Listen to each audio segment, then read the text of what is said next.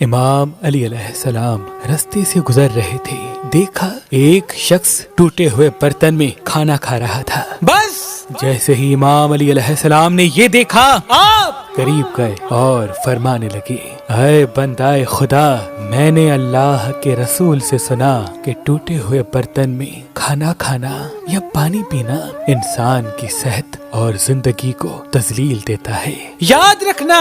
برتن کے ٹوٹنے کے بعد استعمال کرنے سے گریز کرو، کیونکہ اس سے انسان کی زندگی میں مصیبتیں آنا شروع ہو جاتی ہیں اور انسان کے بنے ہوئے کام بھی بگڑ جاتے ہیں، اور وہ بیماریاں جسم میں ابھرنے لگتی ہیں جس کا انسان اندازہ بھی نہیں کر سکتا۔